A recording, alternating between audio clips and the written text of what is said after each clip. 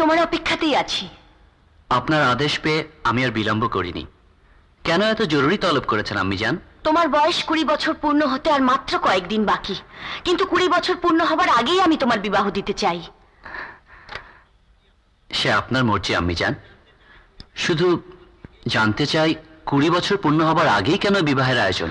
এটা বিধির বিধান, তোমার পিতার আদেশ। তাই পূর্ববঙ্গের ভাওয়াল রাজার একমাত্র কন্যার সঙ্গে আমি তোমার বিবাহ ঠিক করেছি। বিবাহ করতে আমি সম্মত আছি আম্মি জান, তবে পূর্ববঙ্গের রাজকন্যাকে বিবাহ করা সম্ভব নয়।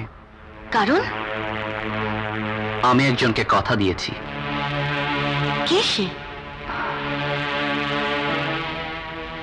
নসিমন। কি তার পরিচয়? কোন বংশের রাজকন্যা সে? সে কোনো রাজার ঘরের রাজকন্যা নয় আম্মি জান। মেঘে ঢাকা তারার মতোই তার বংশ পরিচয়। আমি জানি সে একজন সামান্য গোয়ালিনী। হ্যাঁ আম্মি জান, সে সামান্য গোয়ালিনী হলেও আমার মনের রাজ্যে সে রানী। আমি তাকেই বিবাহ করতে চাই। অসম্ভব! রাজকুমারের বিয়ে হবে রাজকন্যার সঙ্গে, কোন সামান্য গোয়ালিনীর সঙ্গে রাজকুমারের বিয়ে হতে পারে না। গোয়ালিনী কি মানুষ নয়? মানুষ, তবে নিচু তলার।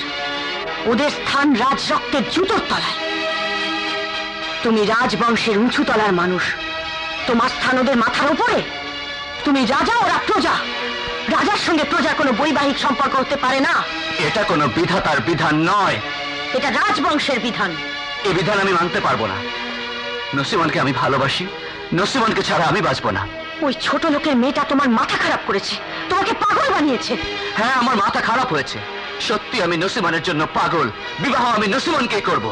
না, তা হবে না।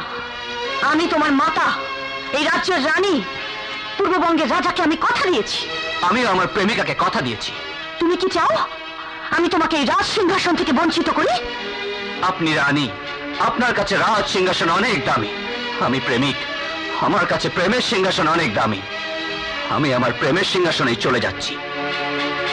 দাঁড়াও, তুমি ইচ্ছে করলেই এই রাজ দরবার ত্যাগ করে যেতে পারো না, কারণ তোমার শরীরে আছে রাজ রক্ত। তোমার সঙ্গে জড়িয়ে আছে এই রাজপ্রাসাদের মান, সম্মান, ঐতিহ্য। কোনো কিছুই আমাকে আটকে রাখতে পারবে না। আমি নসিমনের কাছে যাবই। তাহলে এটাই তোমার শেষ সিদ্ধান্ত? হ্যাঁ, এটাই আমার শেষ সিদ্ধান্ত। বেশ, আমিও তাহলে আমার শেষ সিদ্ধান্ত নিতে বাধ্য হলাম। সেনাপতি, বন্দী করো এই উন্মাদ রাজকুমারকে। রক্ষে!